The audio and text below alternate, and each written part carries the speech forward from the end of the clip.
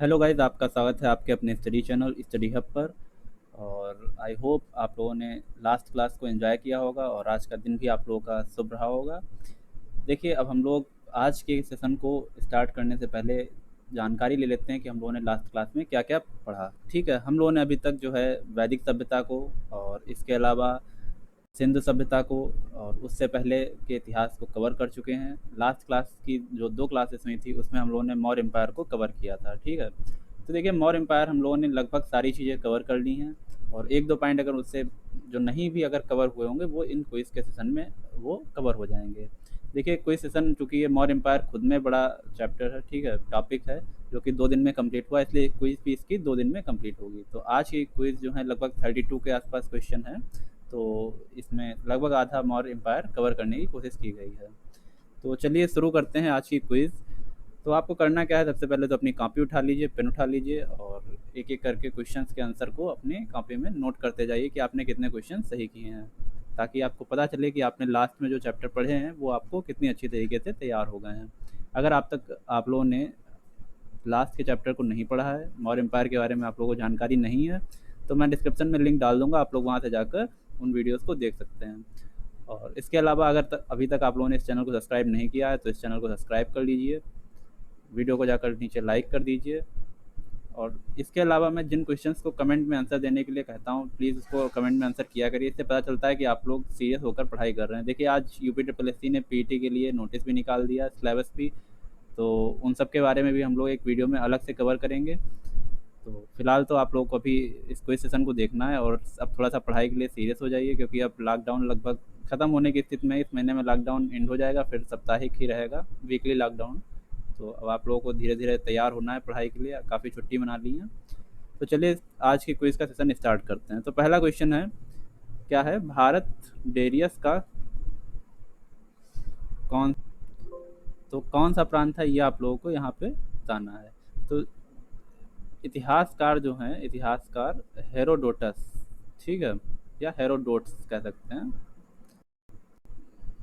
इनका नाम आप लोगों ने पिछली क्लासेस में भी सुना होगा। अगर नहीं सुना है तो फिर से देख लेते हैं। ये कौन है, इतिहास के जनक इन्हें कहा जाता है। ठीक है, इतिहास के जनक यानी फादर ऑफ हिस्ट्री कौन है, हेरोडोट्स।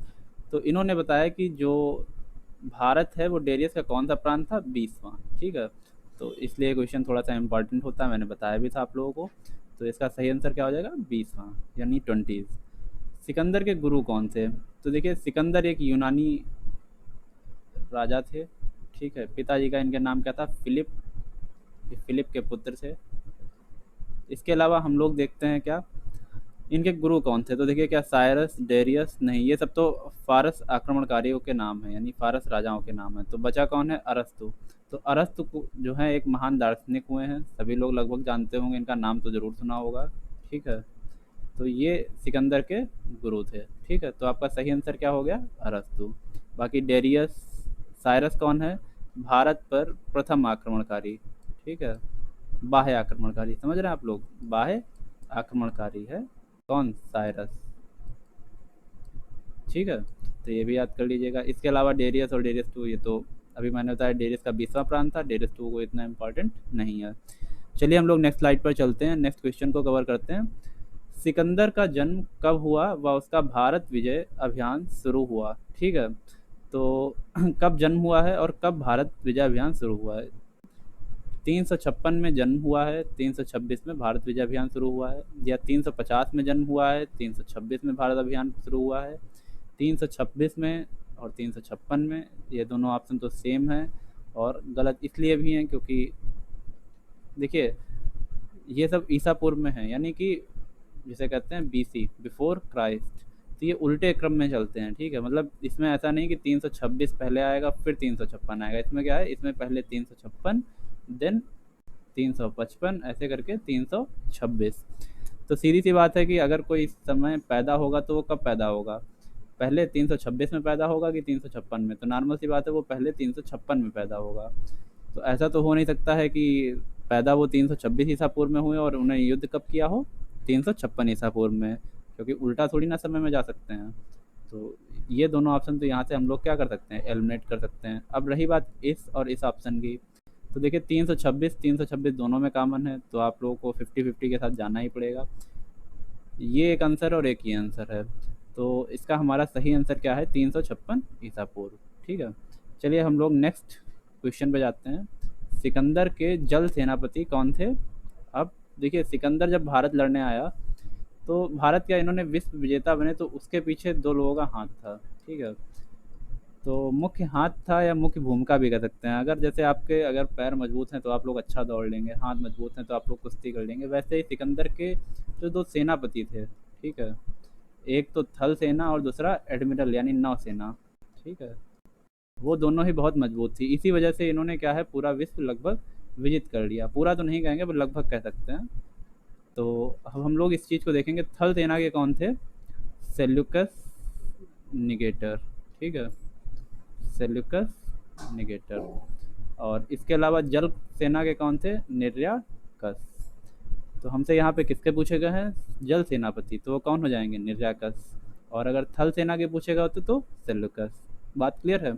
इसके अलावा हम लोग देखेंगे कि क्या देखेंगे, आगे क्वेश्चन बताएंगे तब उसमें हम लोग क्लियर करेंगे। तो देखिए, सिकंदर और पोरस के मध्य हुई युद्ध किस नदी के किनारे हुआ था? तो देखिए यहाँ पे झेलम है ऑप्शन में, व्यास है, तिस्ता है और लोनी नदी है। तो इसका सही आंसर क्या है? झेलम।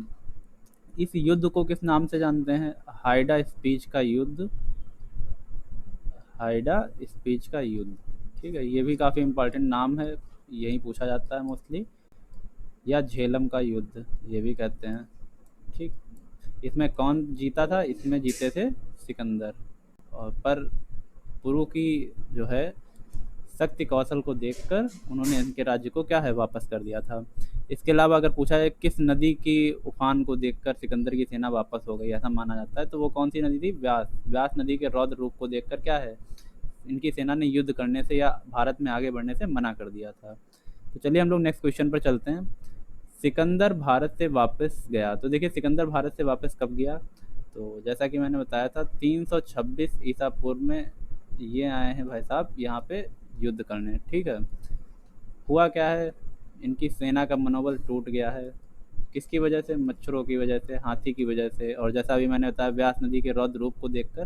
देखिए यहाँ पे भारत जो है काफ़ी विषमता की स्थित है, क्योंकि जब आप देखते हैं इंटर करते हैं भारत में, ठीक है, तो यहाँ पे आपको क्या है, पहले तो अफ़गान अफ़गान की जो पहाड़ी है वो काफ़ी संकरी है और खतरनाक पहाड़ी है, ऐसा आप समझ सकते हैं। एक तो उसे पार करके आना खुद में बड़ी बात है। उसके बाद जब भारत आएंगे तो सबसे पहले तो देखिए हमारा प्रहरी जिसे कहते हैं यानी पहरेदार, तो वो कौन है? हिमालय पर्वत। तो उसे पार करके आएंगे। उसे पार करने के बाद आप कहाँ पे आ जाएंगे? धीरे धीरे पठारी क्षेत्र में। पहले तो मैदानी क्षेत्र में आएंगे, ये मैदानी क्षेत्र है, और देन उसके आगे जब बढ़ेंगे तो धीरे धीरे पठारी क्षेत्र बढ़ जाएगा। तो इतनी विषमता वाला क्षेत्र है कि बाहर से लोग आकर ऐसे ही परेशान हो जाते हैं। तो फिर युद्ध करने आए तो नॉर्मल सी बात है, आपको एक ही रीजन में आपको तीन तीन जैसी ज़मीनें दिख रही हैं, नदियाँ अलग अलग दिख रही हैं, वहाँ पे युद्ध करना। ठीक, ऊपर से नए जानवर हाथी वगैरह, तो इनके लिए एक तरीके से काफ़ी नई चीज़ थी। तो इस वजह से ये युद्ध क्या है, आधे रास्ते में ही चल के चले गए, वापस चले गए। ठीक है, तो कब गए हैं? 325 ईसा पूर्व। तो ये सही आंसर है हमारा बी ऑप्शन। इसके अलावा हम लोग बात करते हैं सिकंदर की मृत्यु कब हुई है। तो सिकंदर की मृत्यु हुई है जब यहाँ से वापस जा रहे थे। ठीक है, तो इसका आंसर तो आप लोग दीजिएगा, पर हम इसका एक्सप्लेनेशन देते हैं। जब यहाँ से वापस जा रहे थे तो बेबीलोन में इनकी मृत्यु हो गई। तो देखिए वैसे तो ये बीमारी से मरे थे। ठीक है, कुछ का कहना है, क्या कहना है इतिहासकारों का, कि जब ये युद्ध में लड़ते हुए मर गए, कैसे कबीले में किसी ने इनके तीर या चाकू मार दिया था, जहर वाला, जिसकी वजह से इनकी मृत्यु हो गई। और एक तीसरा रीजन, और अगर आप वहाँ की हिस्ट्री या मिस को पढ़ें तो क्या कहा जाता है कि इनकी जो इनके ऊपर क्या किया गया था, जादू टोना किया गया था। ठीक है, जादू वगैरह की वजह से, ऐसा अंधविश्वास वहाँ के मिथ माने जाते हैं कि इसकी वजह से क्या है इनकी मृत्यु हो गई थी। ठीक है, और ऐसा माना जाता है कि इनके पिता के ऊपर भी ऐसा ही कुछ प्रयोग किया गया था जिसकी वजह से उनकी मृत्यु हो गई थी। तो हालांकि ये तो मिथ है, मेन चीज़ तो ये चीज़ है कि बेबीलोन में मृत्यु हुई थी, किस वजह से हुई थी वो देखते हैं। बाकी इसका आंसर जो है आप लोग कमेंट सेक्शन में दीजिएगा। एक दो क्वेश्चन आप लोगों के लिए छोड़ते हैं हम। ठीक है, भारत पर आक्रमण करने वाला प्रथम विदेशी आक्रांता। आक्रांता मतलब आक्रमणकारी। ठीक है, आक्रांता मीन्स आक्रमणकारी। ये बात क्लियर है? तो अब कौन है प्रथम आक्रमणकारी, तो मैंने बताया साइरस। तो पहला आक्रमणकारी कौन है, साइरस। ठीक है, तो अब हम लोग नेक्स्ट क्वेश्चन पर चलते हैं। उसके अलावा जो डेरियस और साइरस टू, डेरियस टू, ये सब क्या है, एक ही वंशज के हैं। ठीक है, इनके आगे के वंशज हैं। इसके अलावा हम लोग देखते हैं सिकंदर भारत से वापस कब गया। तो आई थिंक ये क्वेश्चन यहाँ पे रिपीट हो चुका है, तो इसको हम लोग नहीं डिस्कस करेंगे। इसके अलावा अब हम लोग बात करते हैं चंद्रगुप्त मौर्य का जन्म कब हुआ है। तो ये भी एक अच्छा क्वेश्चन है, चंद्रगुप्त मौर्य का जन्म।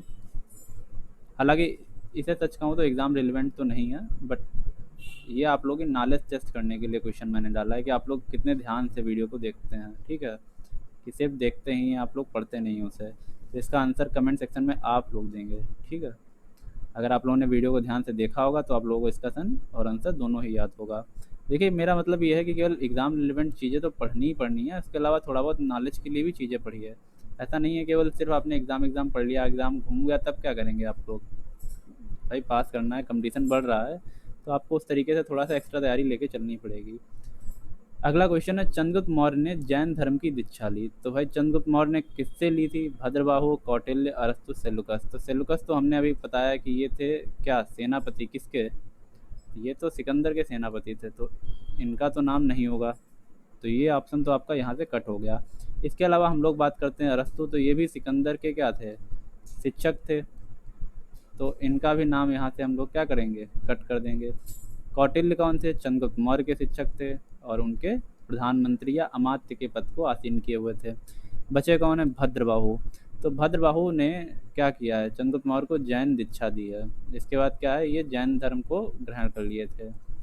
ठीक है, दो महान जैन धर्म के वो हुए हैं क्या, गुरु, एक भद्रबाहु और इसके अलावा दूसरे कौन है, स्थूलभद्र। इन्हीं से दो शाखाएं वितरित हुई हैं जैन धर्म की, कौन कौन सी, तो इसके बारे में हम लोग आगे डिस्कस करेंगे। श्वेतांबर और दिगंबर वगैरह हैं, तो कौन किसके मतलब पक्षकार थे उसके बारे में हम लोग नेक्स्ट क्लास में डिस्कस करेंगे। तो देखते हैं विष्णुगुप्त की पुस्तक। तो विष्णुगुप्त के, ये विष्णुगुप्त कौन है, तो अभी मैंने चाणक्य के नाम बताया था, ये विष्णुगुप्त उन्हीं का नाम है। ठीक है, चाणक्य या कौटिल्य और विष्णुगुप्त। ठीक है, ये तीनों एक ही व्यक्ति के नाम हैं। काफ़ी ये समझिए, जैसे आज के समय में एनआईए के हेड कौन है, एनआईए के जो हेड हैं उस टाइम के, ये एनआईए के हेड थे, प्रधानमंत्री थे। सारा दिमाग समझ लीजिए राज्य को चलाने का इन्हीं के ऊपर था। ठीक है, अजीत डोभाल का दिमाग इनके पास था। ठीक है, मोदी जी का भी दिमाग इनके पास था, मतलब गलत वाला नहीं, सही वाला। इसके अलावा देखिए विष्णुगुप्त की पुस्तक कौन सी थी, अर्थशास्त्र, राज्य दर्पण, राजा के कर्तव्य, राजव्यवस्था। तो इन्होंने अर्थशास्त्र की पुस्तक लिखी है। देखिए अर्थशास्त्र से नाम ये मत समझिएगा कि पूरा इकोनॉमिक्स भरा हुआ है। ठीक है, ऐसा कुछ नहीं है इसमें। न्याय सम्मत और राजनीति, ये पुस्तक तो राजनीति की पुस्तक है। देखिए इनको ये भी कहते हैं क्या, भारतीय राजनीति का मैकियावेली। ठीक है, ऐसा कुछ कहते हैं। मैकियावेली कौन थे, तो इनके बारे में भी हम लोग चर्चा करेंगे। तो देखिए इकोनॉमिक्स जो है, इकोनॉमिक्स के ऊपर ये बुक नहीं है, नाम जरूर है अर्थशास्त्र। ये इसमें राजनीति के बारे में वर्णन है। इसके अलावा वहाँ जो मौर्य काल के बारे में जो आर्थिक और सामाजिक परिस्थितियों को भी ये दर्शाती है। ठीक है, तो अगर आपको टाइम मिले तो ये अच्छी बुक है, अगर पढ़ सकते हैं। ठीक है, इसके अलावा हम लोग बात करते हैं सेल्यूकस व चंद्रगुप्त मौर्य के बीच युद्ध कब हुआ। तो कौन है सेल्यूकस, अभी मैं बता चुका हूँ, सेनापति। ठीक है, तो मैंने बताया था क्यों हुआ युद्ध होगा। भाई सिकंदर तो चले गए, ख़त्म भी हो गए, पर अपने जो उत्तर पश्चिम के राज्य थे, ठीक है, उत्तर पश्चिम राज्य जो जीत के गए थे, अफगानिस्तान के आसपास के राज्य, पाकिस्तान के, तो ये सब किसके अंडर में थे, सेल्यूकस के अंडर में थे। ठीक है, जब चंद्रगुप्त मौर्य गद्दी पर बैठे तो इनके और इनके बीच युद्ध होना स्वाभाविक इसलिए था क्योंकि चाणक्य ने इन्हें एक सपना दिखाया था अखंड राज्य का। इसी सपने को पूरे करने के लिए ये जब अफगानिस्तान पे गए राज्य अधिकार करने के लिए, तो वहाँ इनका सामना किससे होता है, सेल्यूकस से। युद्ध होता है, युद्ध का परिणाम क्या है, चंद्रगुप्त मौर्य जीत गए हैं। तो युद्ध हुआ कब है, आंसर है इसका 305 ईस्वी। ठीक है, और अब जब जीत गए हैं तो उसमें क्या क्या हुआ है, तो काबुल, कंधार, हेरात और मकरान, तो ये 4 जगह हैं। ये इनको किसने दी हैं, सेल्यूकस ने संधि के तौर पर। ठीक है, शादी में नहीं दिया है, समझिएगा बात में, संधि के तौर पे दिया है। इनको क्या मिला था सेलुकस को 500 हाथी।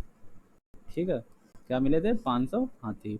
बाकी अपनी पुत्री का भी इन्होंने विवाह कराया है चंद्रगुप्त से। क्या नाम था पुत्री का, हेलेना या कार्नेलिया? ठीक है, हेलेना या कार्नेलिया। तो ये सारी चीज़ें हैं।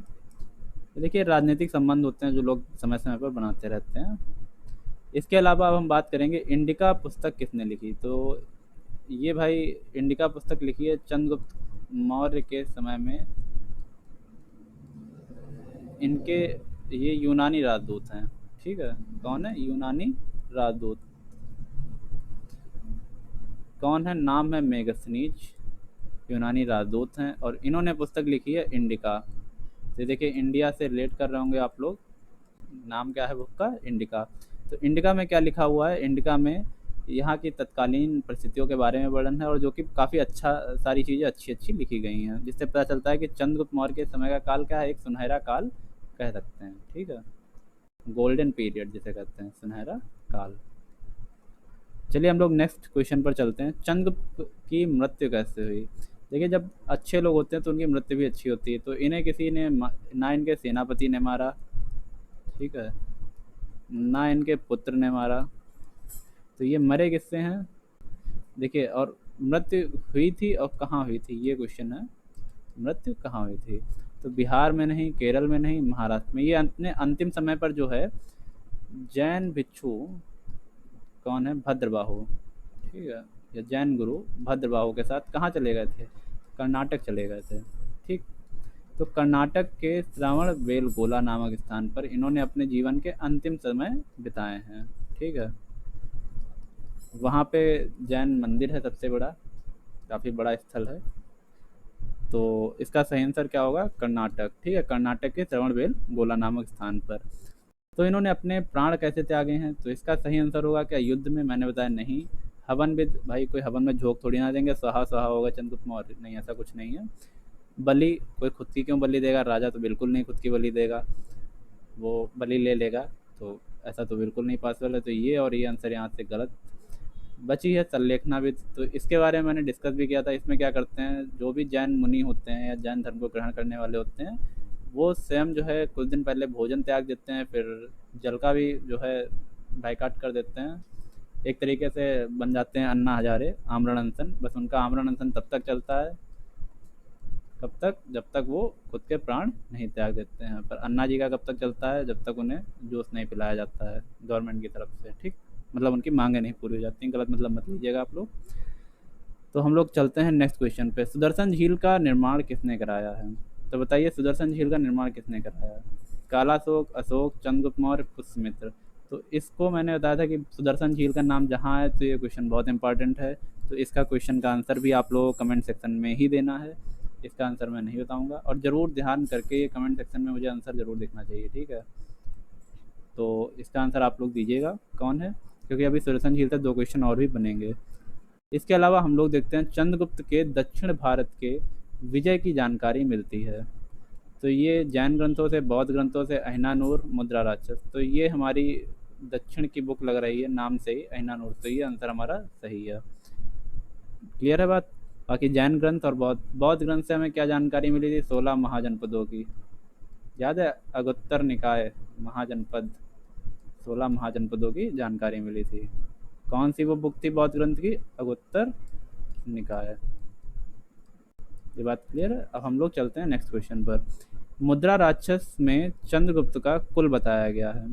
तो देखिए जो बौद्ध और जैन के ग्रंथ हैं, ठीक है, बौद्ध धर्म के और जैन धर्म के, तो उसमें क्या इन्हें बताया गया है कि ये क्षत्रिय हैं, उसमें इन्हें क्षत्रिय बताया गया। पर जो कि मुद्रा राक्षस है, देखिए मुद्रा राक्षस लिखी किसने है? तो ये लिखी है विशाख दत्त ने। ठीक है, दोनों ही नाम इंपॉर्टेंट है, बुक का भी नाम और इनके राइटर का भी नाम इंपॉर्टेंट है, विशाख दत्त। तो इसमें इनके लिए क्या नाम यूज़ किया गया है, ये बताया गया, ये शूद्र जाति के थे। ठीक है, किसके? शूद्र जाति के। तो ये बात क्लियर रखिएगा कि शूद्र जाति के किस में है, मुद्रा राक्षस में, और बौद्ध और जैन ग्रंथों में क्या है, क्षत्रिय। चलिए हम लोग नेक्स्ट क्वेश्चन पर आते हैं। चंद्रगुप्त को वृषल कहा गया। तो इसका भी आंसर मुद्रा राक्षस सही है। मुद्रा राक्षस में क्या वर्ड यूज़ किया गया चंद्रगुप्त के लिए? वृषल। Is it clear? चलिए हम लोग नेक्स्ट क्वेश्चन पर आते हैं। यूनानी में सेंड्रोकेट्स किसे कहा गया है, ठीक है। तो सेंड्रोकेट्स, एंड्रोकेट्स, ये सारे नाम जो हैं यूनानी वाले हैं। सबसे पहला सेंड्रोकेट्स नाम था वो किसका पड़ा था, चंद्रगुप्त का। Is it clear. इसके बाद एंड्रोकेट्स आते हैं, वो किनका नाम है, बिंदुसार का। और अशोक का नाम क्या था, वो आप लोग बताइएगा, नहीं तो हम लोग आगे डिस्कस भी करेंगे इसको। देखिए अगले क्वेश्चन को हम लोग देखते हैं। चंद्रगुप्त का साम्राज्य विभाजित था, तो ये भी एज इम्पॉर्टेंट क्वेश्चन नहीं है, तो आप लोग देख सकते हैं। तो इसका आंसर क्या है, 4 भागों में, ठीक। आगे चलकर जो अशोक में है ये कितने में हो गया, 5 भागों में। बात क्लियर है। चलिए हम लोग आगे बढ़ते हैं नेक्स्ट क्वेश्चन पे। देखिए बिंदुसार को अमित्र घात कहा गया। तो अमित्र घात मतलब क्या है, शत्रुओं का नाश करने वाला, नाश करने वाला। तो देखिए अमित्र घात या एमेट्रोकेट्स करके, ठीक है, एमेट्रोकेट्स, सैंड्रोकेट्स, एंडोक्रेट्स और एमेट्रोकेट्स, ठीक है, इस तरीके से नाम था। तो ये भी क्या है, यूनानी में नाम है, हम लोगों ने कन्वर्ट कर लिया, हिंदी में बना लिया अमित्र घात। तो ये बात क्लियर है। चलिए हम लोग नेक्स्ट क्वेश्चन पर चलते हैं। डाईमेकस भारत में किसके समय में आया। तो फिर से अगेन एक इम्पॉर्टेंट क्वेश्चन है, डाईमेकस कौन है। तो इन्हें भेजा है एंटियोकस ने, एंटियोकस ने भेजा है अपने राजदूत के रूप में, कहाँ, भारत में। किसके शासनकाल में, बिंदुसार के। Is it clear. बाकी अशोक के समय में भी फिलाडेल्फिस टालमी करके एक हैं, उन्होंने भेजा था। किसको भेजा था उसके हम लोग आगे चर्चा करेंगे। अब देखिए बिंदुसार के समय उठे तक्षशिला विद्रोह को दबाया था। देखिए 2 पुत्र थे बिंदुसार के, जैसा कि मैंने पहले बताया था, अशोक और सुसीम। मतलब थे तो काफ़ी, 99 भाई यानी 100 भाई थे, ऐसा माना जाता है। तो इन दोनों को भेजा गया था। तो यहाँ पे तक्षशिला को विद्रोह को सही तरीके से किसने दबाया था, अशोक ने।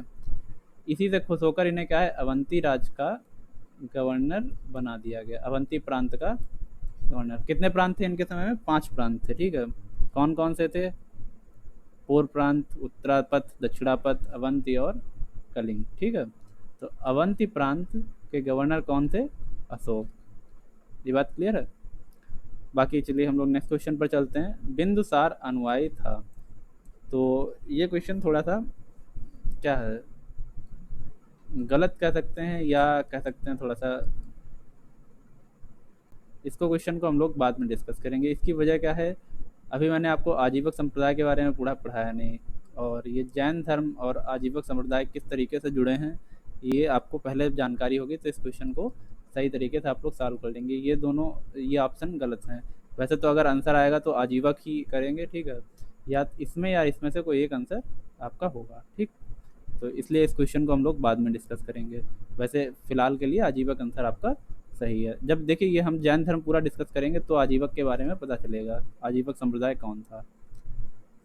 अब अशोक कब गद्दी पर बैठा है। तो अशोक, भैया अशोक तो अशोक हैं, सम्राट अशोक। तो महान सम्राट अशोक जिन्होंने युद्ध किया है कहाँ का, कलिंग का, और जिसमें कि 1 लाख लोग मारे गए हैं। तो इनका जो है गद्दी पे बैठना हुआ है 269, ठीक है, 269 में। और इन्होंने 261 ईसा पूर्व में क्या किया है, कलिंग पर हमला किया है, कलिंग पर हमला कर दिया है।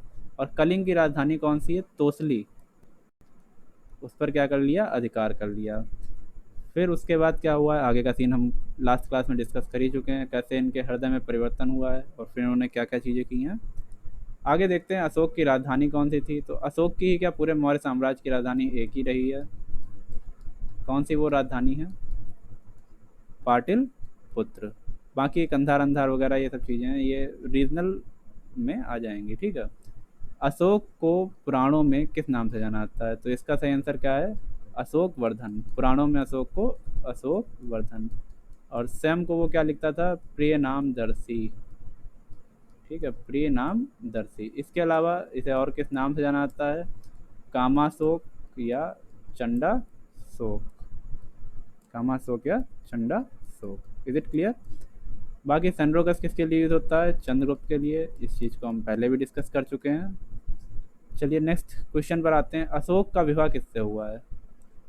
तो हेलेना से हुआ है। हेलेना तो इनकी दादी लगती होंगी, तो इनसे कैसे हो सकता है, क्योंकि इनकी शादी हुई है चंद्रगुप्त मौर्य से। महामाया, महादेवी, माता देवी, ठीक है, तो इनका विवाह हुआ है महादेवी से। अब महामाया कौन है? तो गौतम बुद्ध से इनका नाम आप लोगों को शायद याद आ जाए, पर अगर नहीं याद आता है तो जब बौद्ध धर्म पढ़ाएंगे तो उसमें महामाया का जब नाम आएगा तो आप लोगों को रिलेट हो जाएगा। तो हम लोग नेक्स्ट क्वेश्चन पर आते हैं, राजगद्दी पर बैठने से पहले अशोक कहाँ के राज्यपाल थे, यानी गवर्नर थे? अवंती प्रांत के, ठीक है। तो ये आप लोगों को क्वेश्चन समझ में आ गया होगा। आज की क्लास में हम लोग जो है इतने ही क्वेश्चन डिस्कस करेंगे। देखिए, तो लगभग सारे क्वेश्चन एग्ज़ाम के पॉइंट ऑफ व्यू से काफ़ी इंपॉर्टेंट हैं। एक बार इन सारे क्वेश्चंस को देख लीजिए। जिसको आपको स्क्रीनशॉट लेना हो, वीडियो को बैक करके स्क्रीनशॉट ले लीजिएगा, नोट भी कर लीजिएगा। बाकी इसकी जितनी पीडीएफ, अभी जिन जिन क्लास की पीडीएफ अपलोड नहीं हुई है, वो सब जो है टेलीग्राम मैंने चैनल बना रखा है, उस पर अपलोड कर दूंगा। बाकी कमेंट सेक्शन में उसको भी डिस्क्रिप्शन में डाल दूंगा, कमेंट सेक्शन में भी डाल दूंगा, डिस्क्रिप्शन में भी डाल दूंगा, जहाँ से आप लोग इसको ज्वाइन कर सकें। सारे जितने भी आपको हैंडी नोट्स चाहिए वो सबकी पीडीएफ आपको वहाँ पे अवेलेबल हो जाएगी। बट जितने भी क्विज सेशन है, मैंने किसी में आंसर नहीं डाला, क्योंकि आंसर आपको खुद ही क्या करना है, ट्राई करना है। क्योंकि मैं आंसर डाल दूंगा, आप लोग सेपरेट लेंगे तो कोई फ़ायदा नहीं है। जब आप लोग पढ़ेंगे उस चीज़ को फिर आंसर करेंगे, वो ज़्यादा आप लोगों के लिए बेनिफिशियल होगा। तो आज की क्लास का जो है सेशन एंड करते हैं। सेशन एंड करने से पहले एक चीज़ और बताते हैं कि हम लोग एक और वीडियो सेशन चालू करने वाले हैं। जैसे जितने भी नए एग्ज़ाम्स आते हैं, कई बार आप लोगों को जानकारी नहीं मिल पाती है कि कौन सा पेपर फॉर्म आया है या कौन सा एग्ज़ाम आप लोगों के लिए इम्पॉर्टेंट है या किसकी क्या लास्ट डेट है। तो इन सभी के लिए हम लोग जो है एक नया अलग से सेशन स्टार्ट कर रहे हैं, जो कि आज से स्टार्ट होगा। उसमें हम लोग देखिए, पहले नंबर तो आज जो यूपी ट्रिपल एस सी की इम्पॉर्टेंट नोटिस आई है पीईटी के रिगार्डिंग, तो क्या है पीईटी, उन सब चीज़ों के बारे में डिस्कशन करेंगे। पीईटी में सिलेबस क्या इस बार रखा गया है उसके बारे में डिस्कस करेंगे हम लोग। तो उस सेशन के लिए भी आप लोग जो है रेडी रहिएगा। जैसे ही सेशन आए उसको भी आप लोग क्या है शेयर कर दीजिएगा। बाकी अगर ये आपको सेशन अच्छा लगा हो कोई सेशन, तो नो डाउट इसको भी आप लोगों को शेयर ही करना है, ठीक। अगर अभी तक आप लोगों ने फिर से चैनल सब्सक्राइब नहीं किया है तो मैं कहूँगा चैनल सब्सक्राइब कर लें। बाकी वीडियो को लाइक करना मत भूलिएगा अगर आपको पसंद आती है। डिसलाइक भी कर सकते हैं अगर आपको नहीं पसंद आ रही है, कोई आपके ऊपर फोर्स नहीं है। तो चलिए आज का सेशन हम लोग एंड करते हैं। Thank you very much for this class.